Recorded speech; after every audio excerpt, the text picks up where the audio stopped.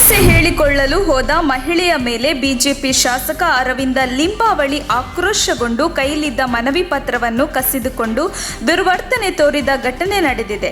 ವರ್ತೂರು ಕೆರೆ ಕೋಡಿ ಬಿದ್ದ ಪರಿಣಾಮ ವಸತಿ ಪ್ರದೇಶಗಳಿಗೆ ನೀರು ನುಗ್ಗಿತ್ತು. ಹಾನಿಗೊಳಗಾದ ಪ್ರದೇಶ ವೀಕ್ಷಣೆಗೆ ಲಿಂಬಾವಳಿ ತೆರಳಿದ್ದರು.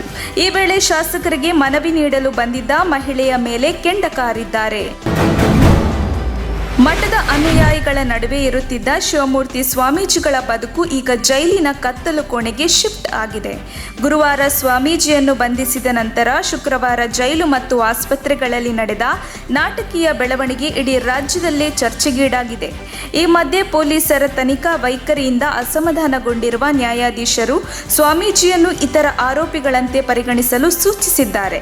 ನ್ಯಾಯಾಲಯದಿಂದ ತರಾಟೆಗೊಳಗಾದ ಪೊಲೀಸರು ಸ್ವಾಮೀಜಿಯನ್ನು 3 ದಿನ ಕಸ್ಟಡಿಗೆ ಪಡೆದು ವಿಚಾರಣೆಗೆ ಆರಂಭಿಸಿದ್ದಾರೆ. ಮಾಜಿ ಮುಖ್ಯಮಂತ್ರಿ ಬಿಎಸ್ ಯಡಿಯೂರಪ್ಪನವರು ಪೋಕ್ಸೋ ಕಾಯ್ದೆಯಡಿ ಬಂಧನಕ್ಕೊಳಗಾಗಿರುವ ಮುರುಘಾ ಮಠ ಶಿವಮೂರ್ತಿಗಳ ಕುರಿತು ಪ್ರತಿಕ್ರಿಯೆ ನೀಡಲು ಮತ್ತೊಮ್ಮೆ ನಿರಾಕರಿಸಿದ್ದಾರೆ. ಶಿವಮೊಗ್ಗದಲ್ಲಿ ಶನಿವಾರ ಸುದ್ದಿಗಾರರೊಂದಿಗೆ ಮಾತನಾಡಿದ ಯಡಿಯೂರಪ್ಪನವರು ಪ್ರಕರಣ ಈಗ ಕೋರ್ಟ್ನಲ್ಲಿರುವುದರಿಂದ ಯಾವುದೇ ಪ್ರತಿಕ್ರಿಯೆ ನೀಡುವುದಿಲ್ಲ ಎಂದು ಹೇಳಿದರು. ಲೈಂಗಿಕ ದೌರ್ಜನ್ಯ ಆರೋಪ ಸಂಬಂಧ ಪೋಕ್ಸೋ ಕಾಯ್ದೆಯಡಿ ಬಂಧಿತರಾಗಿರುವ ಮುರುಘಾ ಮಠದ ಡಾಕ್ಟರ್ ಶಿವಮೂರ್ತಿ ಸ್ವಾಮೀಜಿ ವಿಚಾರವಾಗಿ ಹೇಳಿಕೆ ನೀಡಿದ ಗೃಹ ಸಚಿವ ಆರಗ ಜ್ಞಾನೇಂದ್ರ, ಪ್ರಕರಣ ಸಂಬಂಧ ಪೊಲೀಸರು ತನಿಖೆ ನಡೆಸುತ್ತಿದ್ದಾರೆ. ತನಿಖೆ ವಿಚಾರದಲ್ಲಿ ಸರ್ಕಾರ ಹಸ್ತಕ್ಷೇಪ ಮಾಡುವುದಿಲ್ಲ ಎಂದಿದ್ದಾರೆ. ತನಿಖೆಯ ದೃಷ್ಟಿಯಿಂದ ಹೆಚ್ಚಿಗೆ ಏನನ್ನೂ ಹೇಳುವುದಿಲ್ಲ.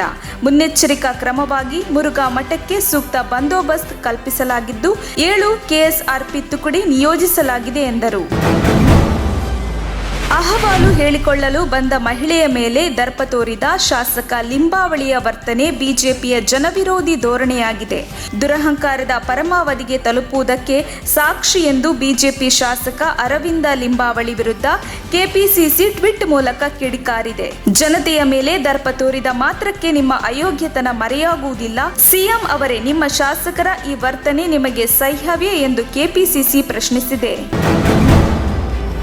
ಪೋಕ್ಸೋ ಕಾಯ್ದೆಯಡಿ ಶಿವಮೂರ್ತಿ ಶರಣರ ಬಂಧನದ ಬೆನ್ನಲ್ಲೇ ಮುರುಘಾ ಮಠದಿಂದ ತಮಗೆ ನೀಡಲಾಗಿದ್ದ ಬಸವ ಶ್ರೀ ಪ್ರಶಸ್ತಿಯನ್ನು ಖ್ಯಾತ ಪತ್ರಕರ್ತ ಪಿ ಸಾಯಿನಾಥ್ ಹಿಂದಿರುಗಿಸಲು ನಿರ್ಧರಿಸಿದ್ದಾರೆ. ಈ ಕುರಿತಂತೆ ಮಾತನಾಡಿರುವ ಅವರು, ಶ್ರೀಗಳ ಕುರಿತ ಆರೋಪಗಳನ್ನು ಮಾಧ್ಯಮಗಳಲ್ಲಿ ನೋಡಿ ವಿಚಲಿತರಾಗಿದ್ದೇನೆ. ಮಕ್ಕಳ ಮೇಲೆ ದೌರ್ಜನ್ಯವೆಸಗಿರುವ ಕೃತ್ಯವನ್ನು ಖಂಡಿಸಲು ಶಬ್ದಗಳು ಸಾಕಾಗುವುದಿಲ್ಲ ಎಂದಿದ್ದಾರೆ. ಮುಂದಿನ ವಿಧಾನಸಭಾ ಚುನಾವಣೆಯಲ್ಲಿ 140 ಸ್ಥಾನಗಳನ್ನು ಗೆಲ್ಲುವ ಸಂಕಲ್ಪ ಹೊಂದಿದ್ದೇವೆ. ಗೌರವಯುತವಾಗಿ ನನ್ನ ಜವಾಬ್ದಾರಿಯನ್ನು ನಿರ್ವಹಿಸುತ್ತೇನೆ ಎಂದು ಮಾಜಿ ಸಿಎಂ ಯಡಿಯೂರಪ್ಪ ಹೇಳಿದ್ದಾರೆ. ರಾಜ್ಯದ ಉದ್ದಗಲಕ್ಕೂ ಪ್ರವಾಸ ಮಾಡಿ ಬಿಜೆಪಿಯನ್ನು ಅಧಿಕಾರಕ್ಕೆ ತರುತ್ತೇವೆ.